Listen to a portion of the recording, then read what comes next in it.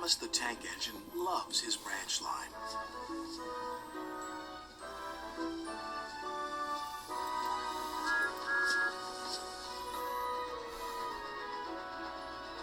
One day, when he stopped at a small station, some children looked sad.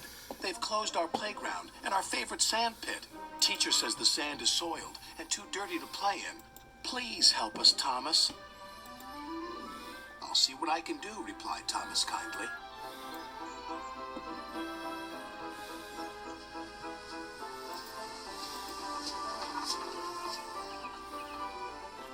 Thomas hoped things weren't quite as bad as the children had made them out to be.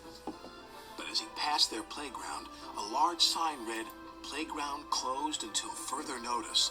The children were right, thought Thomas sadly. He puffed into the yards and was just about to tell the other engines about the playground when Percy rushed in. "You look glum, little Percy," said Gordon.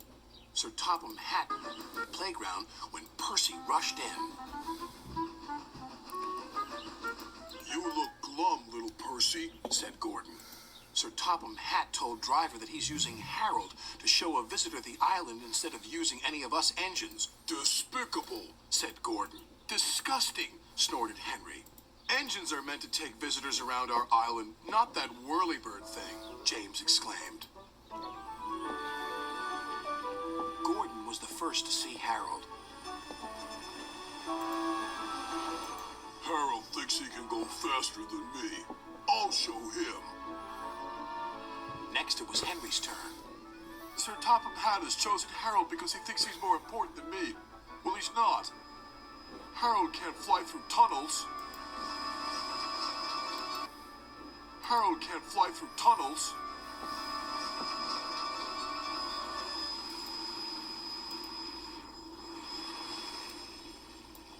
Percy stopped by a signal on his branch line near a field where sheep were grazing. Harold hovered for a while, then buzzed away. Percy stopped by a signal on his branch line near a field where sheep were grazing. Harold hovered for a while, then buzzed away. "I know what he's doing. He's counting sheep." And Percy puffed along his line, feeling much better about things. That evening, the engines talked about the situation. "Harold wants to get rid of us," said Gordon. "He doesn't need tunnels," added Henry. "Don't worry, he's just counting sheep," said Percy. "Counting sheep? Pah!" snorted Gordon. "He's counting how many engines he can get rid of. He'll see how useful I am tomorrow." Thomas wanted to mention the children's playground, but solving the mystery. "I am tomorrow. Counting how many engines he can get rid of.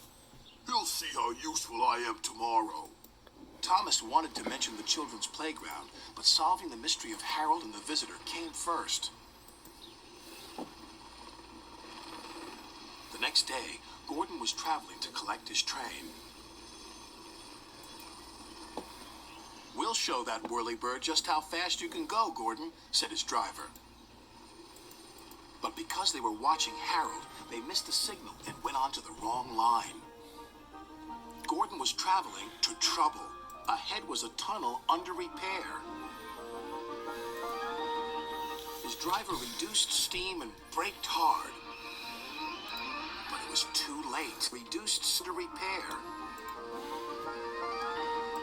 His driver reduced steam and braked hard. But it was too late.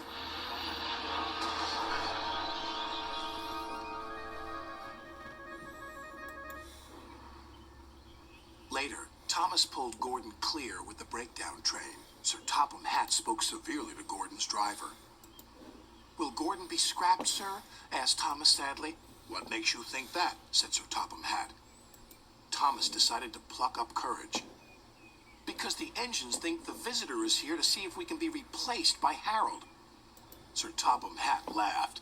"Well, the engines are wrong, and you shouldn't listen to rumors, Thomas.